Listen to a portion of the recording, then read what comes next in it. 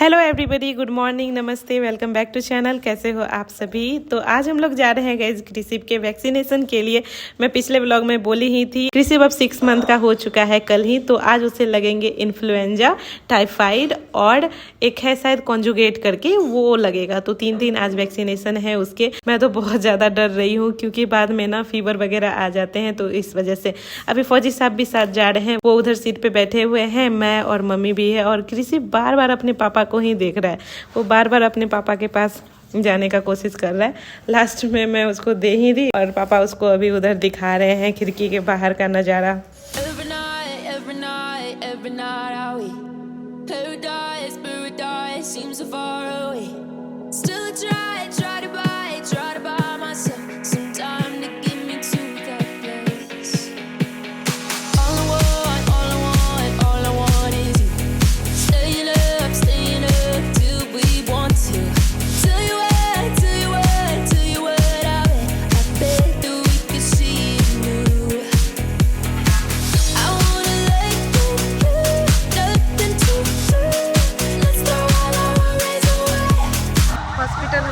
आ गए हैं और फौजी साहब गए हैं अभी नंबर लगाने के लिए। क्रिसिप को अभी डॉक्टर से भी दिखा देंगे और वैक्सीनेशन भी दिलवा देंगे।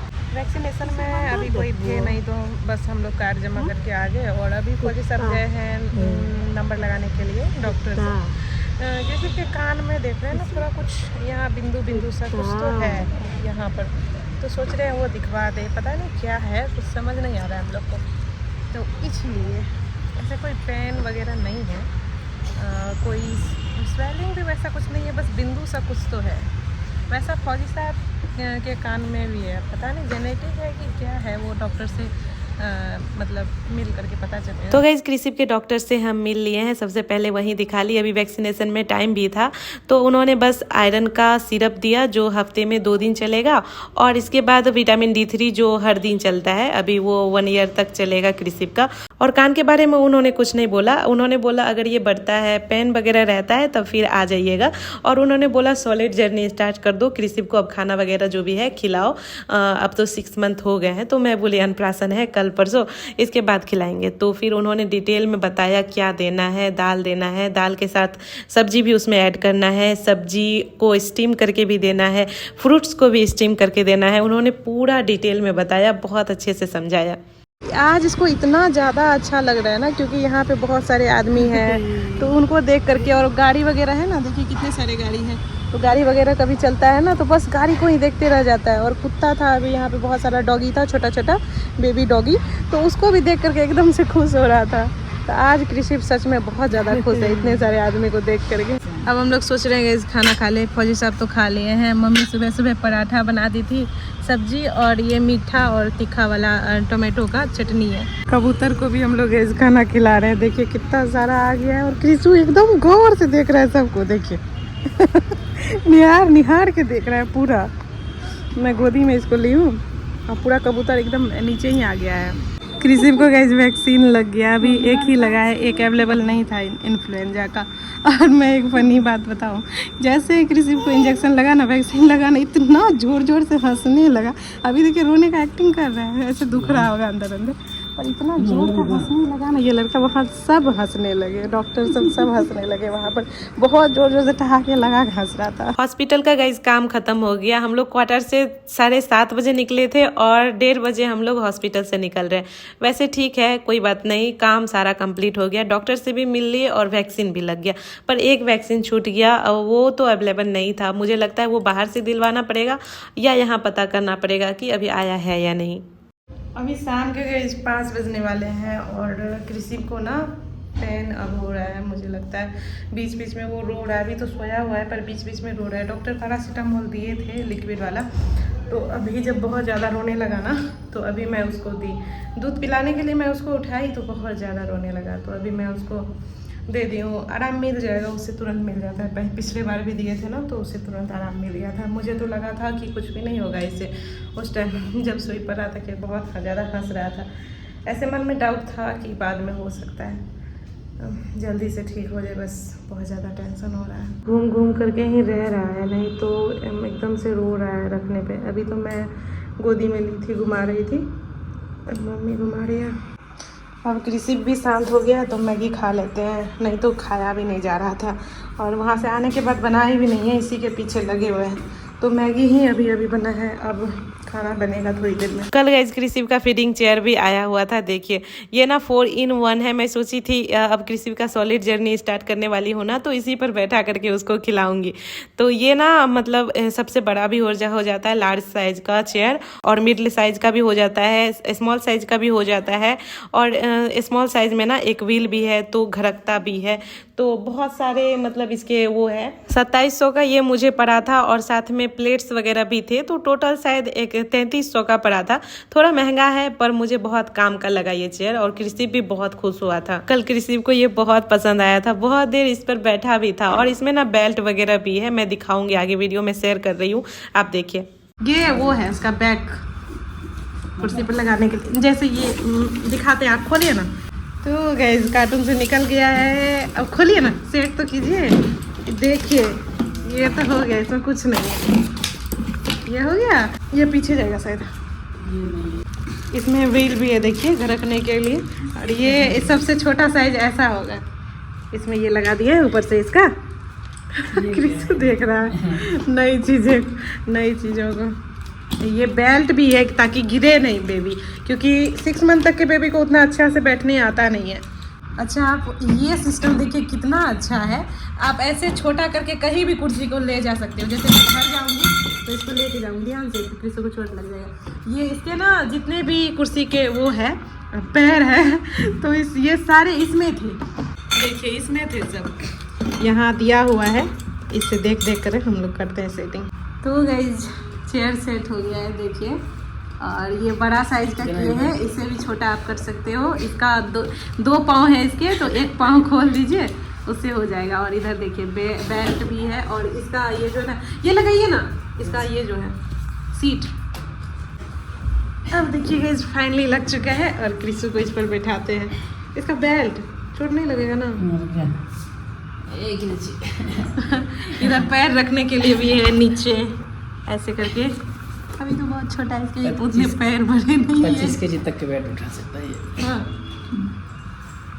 कृष्ण, अब कृष्ण इस पे बैठ के खाना खाएगा अन्नप्राशन के बाद। देख रहा है पहली बार कुछ ऐसी चीज में बैठा है ना। मैं गाइस फौजी साहब से बीटरूट, कैरोट और ये आंवला ना बहुत दिन से मंगवा करके रखी थी कि मैं इसका कैंडी बनाऊंगी, पर मैं बना नहीं रही थी। तो सोचा चलो आज बना ही लेते हैं, नहीं तो ये भी मुझे सुनाते रहते हैं कि टाइम से कुछ बनाते नहीं हो और सब कुछ खराब हो जाता है।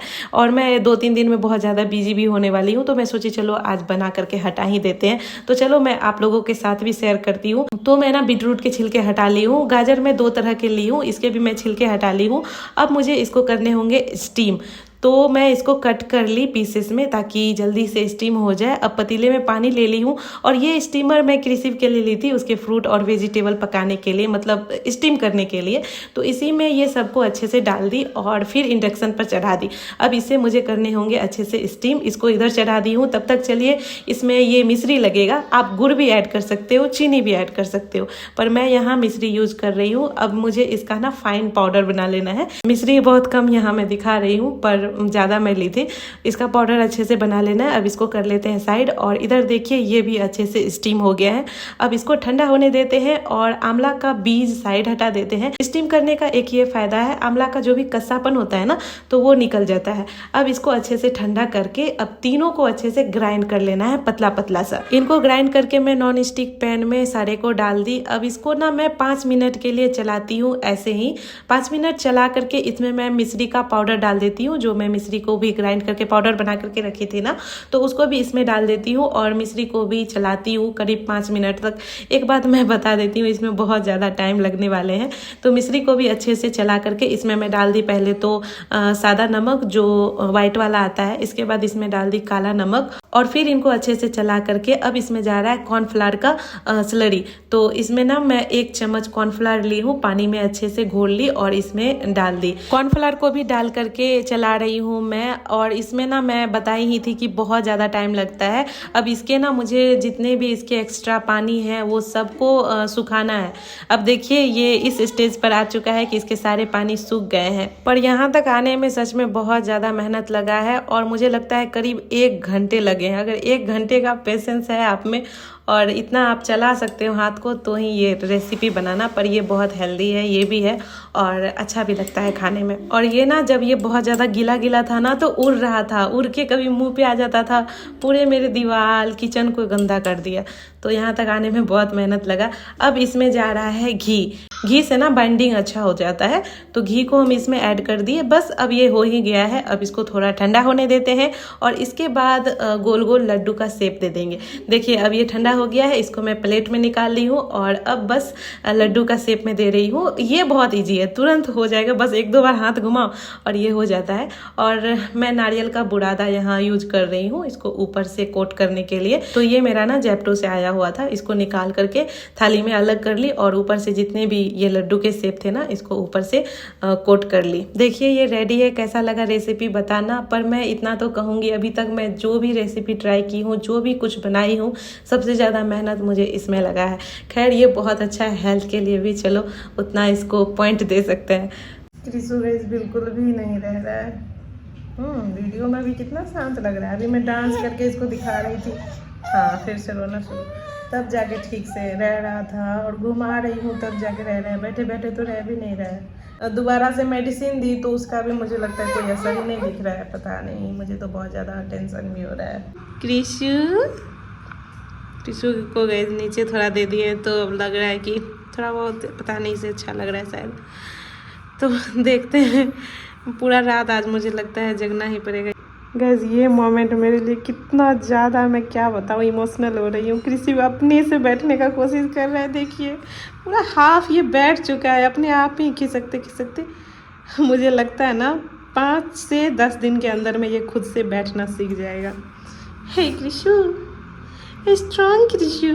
रात के गैस 2 बज चुके हैं और क्रिसु अभी तक नहीं सोया है। बीच में वो शाम में सोया था पर अभी ना बहुत ज़्यादा रो रहा है। अभी फौजी साहब उसको कंधे पर लेकर के चल रहे हैं ना, इधर से उधर घुमा रहे हैं, तब जा कर के शांत रह रहा है। नहीं तो गोदी में तो रहता ही नहीं है, नीचे भी छोड़ दो फिर भी नहीं रह रहा है।